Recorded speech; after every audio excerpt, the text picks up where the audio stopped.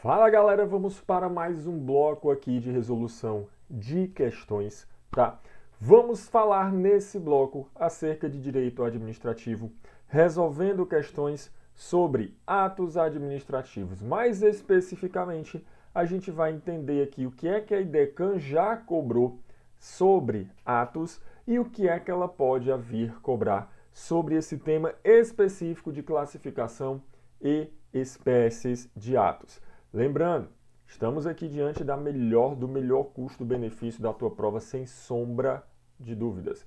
Então é muito importante que você tenha aqui um bom aproveitamento, um bom rendimento nessa disciplina, tá bom? Vamos lá começar então, vamos para a nossa primeira questão desse bloco. Olha só, a questão diz o seguinte: assinale a alternativa que apresenta um ato administrativo vinculado. Opa! Olha só como pode aparecer na tua prova. Aqui já fica inclusive a dica. Você tem nesse edital da Guarda Municipal de Fortaleza, de forma específica, você precisa entender acerca do Estatuto dos Servidores do Município. Está lá na parte de extravagantes. Tá? Qual é o detalhe? Você pode já começar a compreender quando é que um ato administrativo é vinculado, quando é que ele vai ser discricionário. É das mais importantes classificações essa daqui, tá? E aí, percebam que pode aparecer aqui uma questão que traga casos concretos e nesses casos concretos ela tenha ela peça essa indicação de qual a natureza do ato que está sendo praticado. Tá? Então, olha só o que foi que a questão trouxe aqui.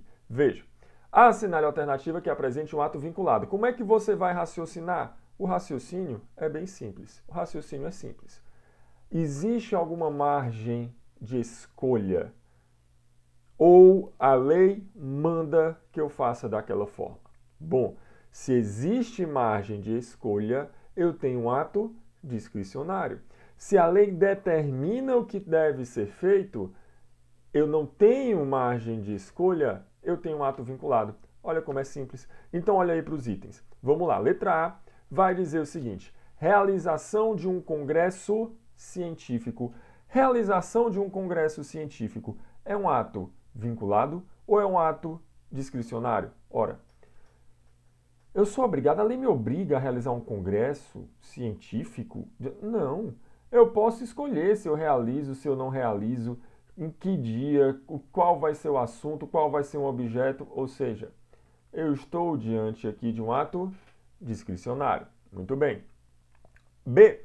Concessão de uma aposentadoria por invalidez permanente. Opa, peraí. Aposentadoria, concessão de aposentadoria é ato vinculado ou discricionário? Pense bem, invalidez permanente, o servidor está ali com alguma razão, com algum motivo que o está incapacitando para o trabalho. Ora, o que é que a lei vai dizer? Se ele estiver dentro de determinadas situações, vai haver aqui a aposentadoria por invalidez, ou seja, não há uma margem de escolha. Eu tenho um ato vinculado, aqui está o meu ato vinculado, tá? Aqui está o meu ato vinculado. Olha que bacana. Então, por que ele é vinculado? Porque a lei determina qual a consequência caso eu encontre ali aquela situação legal. Houve ali uma das hipóteses, está acontecendo, uma perícia constatou a hipótese de aposentadoria por invalidez, então essa aposentadoria deve ser concedida. Eu vou analisar se há ou não há a hipótese. Existindo a hipótese, eu tenho que conceder. Esse ato, portanto, é vinculado. Agora vamos confirmar os outros. Vamos confirmar que a gente está falando aqui de dois atos discricionários. Olha só. Exoneração de um servidor ocupante de cargo comissionado. Pessoal, exoneração de cargo comissionado. O cargo comissionado é de livre exoneração. livre nomeação e exoneração. Se é de livre exoneração, há uma discricionariedade. A autoridade vai decidir se exonera ou não aquela pessoa, o momento. Pronto, então eu tenho sim um ato discricionário, tá? Eu tenho sim aqui esse ato discricionário. Designação de um servidor para exercer função de confiança. Ora, os dois aqui no mesmo sentido, né? Também eu tenho aqui ato discricionário. Então, tanto aqui nessa hipótese de exoneração de cargo comissionado, quanto na função de confiança, eu tenho ato discricionário, porque eu tenho liberdade de atuação. A lei não me diz o que é que tem que ser feito naquele caso concreto, eu tenho que cumprir de forma... Não. Ora, eu tenho... E veja, o ato discricionário ele funciona dentro dos limites legais.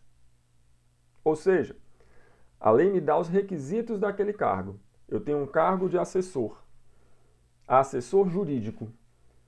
A lei vai dizer que esse assessor jurídico ele tem que ser formado em direito. Então, eu posso nomear qualquer pessoa? Não, eu tenho que nomear alguém formado em direito. Mas não precisa ser alguém de dentro da administração. Tá? Então, sempre eu vou ter limites legais. Mas no ato discricionário, eu tenho essa opção de escolher, de valorar o momento, a oportunidade, a conveniência de praticar ou não praticar esse ato. Tranquilidade? Olha só como a gente tem outro exemplo de uma questão exatamente nesse sentido. Olha só. Questão agora de 2023. Questão de 2023. Veja bem.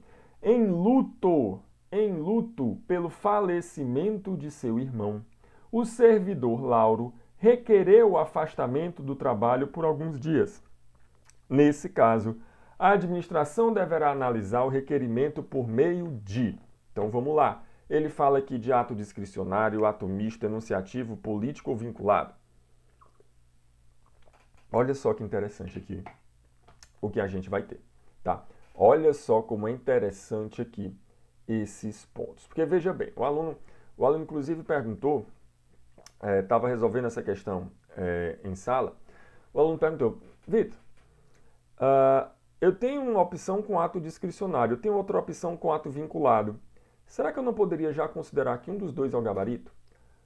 E eu vou dizer uma coisa, como são classificações opostas, eu acho que dá para falar que ou o ato é vinculado ou o ato é discricionário. Então sim, geralmente, não estou dizendo que sempre isso vai acontecer, mas geralmente eu posso ter ali essa designação, essa indicação de que a minha resposta está entre o vinculado e está entre o discricionário. Mas pode ser esse misto também, ó. Esse misto é interessante, ele diz aí, é vinculado quanto à concessão, ou seja, eu devo conceder, porém discricionário quanto à quantidade de dias. Vamos entender o seguinte, vamos trazer aqui para o nosso Estatuto dos Servidores de Fortaleza. Veja, eu tenho dentro do Estatuto do Servidor de Fortaleza o chamado afastamento. Eu tenho dentro do Estatuto dos Servidores de Fortaleza esse afastamento. O que é que a lei vai me dizer?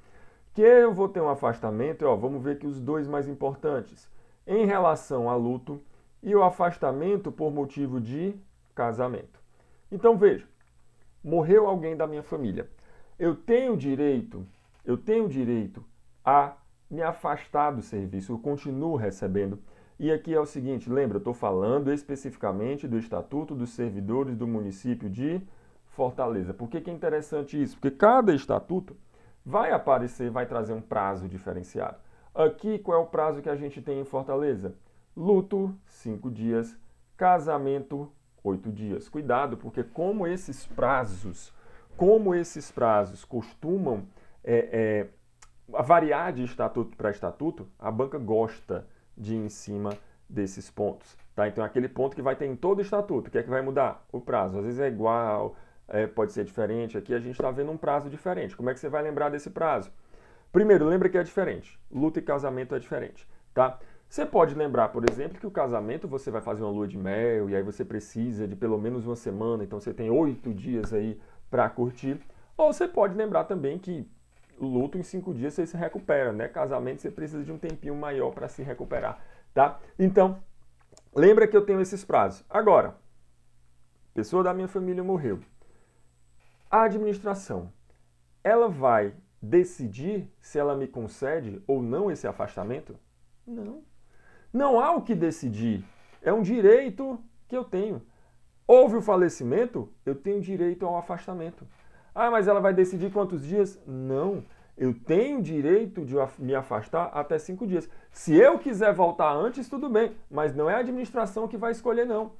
Não é o meu chefe que vai olhar e vai dizer, ah, seu irmão morreu, oh, meu Deus do céu. Mas tu era próximo, né? Era chegado, morava junto, ou é aquela coisa que tu nem via muito? Porque eu vou ver se eu te dou 1 dia, 2 dias, 5 dias. Não, não. Direito do servidor esse afastamento por até 5 dias. Ora, se é um direito do servidor, se eu não tenho aqui essa possibilidade de escolha da administração, eu estou diante de um ato administrativo vinculado, tá? Ato administrativo vinculado. Essa é a ideia. Veja como é algo simples. Eu tenho que olhar, e aí eu já tenho que começar a perceber, entender esses atos, ver esses atos, principalmente quando a gente está falando aqui do estatuto, já pensando, ó, é vinculado, é discricionário. E aí, por exemplo, suspensão. A aplicação de sanção é um dever para o servidor que pratica uma falta. Mas os dias de suspensão, eu tenho que analisar cada caso e aí vai ser um ato discricionário em relação à quantidade de dias de suspensão. Tá bom? Tranquilidade. Vamos para a próxima questão que me diz o seguinte. No ato administrativo complexo, praticam-se 2 atos, um principal e o outro acessório, sendo que este pode ser pressuposto de validade ou ato complementar do ato principal. Vamos lá. Vamos aqui com calma. Nessa classificação, nós temos o seguinte. Nós temos, de um lado, o ato. Vamos começar aqui pelo simples. Nós temos o ato simples. Nós temos o ato composto.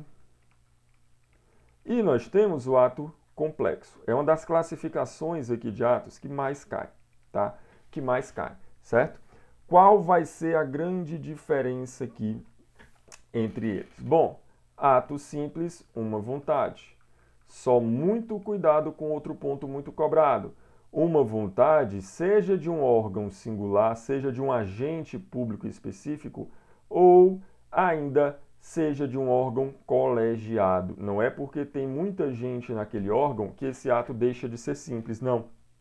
O que me interessa é quantas vontades eu tenho. No órgão colegiado, a vontade do órgão é a soma da vontade da maioria. Só que eu vou olhar aquelas vontades e elas vão se constituir uma vontade só, que é a vontade desse órgão, tá? Então eu tenho um ato simples, ainda que venha desse órgão colegiado.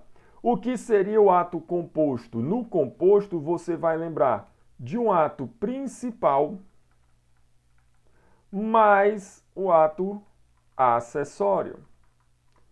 Ato principal mais ato acessório. Opa! Então eu já estou vendo que a questão aqui está errada. Por quê? Porque, na verdade, eu teria aqui um ato administrativo composto. Quando a questão falar de principal e acessório, lembra de composto, que vai ser distinto aqui do ato complexo. No complexo, eu tenho 2 ou mais vontades. Eu tenho 2 ou mais vontades. Como é que você vai lembrar? Complexo lembra de sexo. No sexo eu tenho que ter 2 ou mais vontades conjugadas que se somam. Eu não tenho uma vontade principal e uma acessória, eu tenho 2 ou mais vontades que se somam, tá? Então 2 ou mais vontades eu estou diante desse ato complexo. Tranquilidade. Então atenção a esse ponto das classificações dos atos administrativos. Algo que você tem que ter muito cuidado pode ser que a gente tenha uma questão para você identificar em um caso concreto o tipo desse ato. Vejo isso muito claramente na tua prova. Então comece a tentar entender essas classificações e qual tipo de ato que você pode encontrar. Tranquilidade, sempre à disposição aqui para eventuais dúvidas, esclarecimentos. Pode me procurar no Instagram, Telegram, YouTube, sempre à disposição de vocês. Voltamos nos próximos blocos aqui com essas resoluções das questões da IDECA. Beleza? Então, forte abraço e até a próxima. Valeu!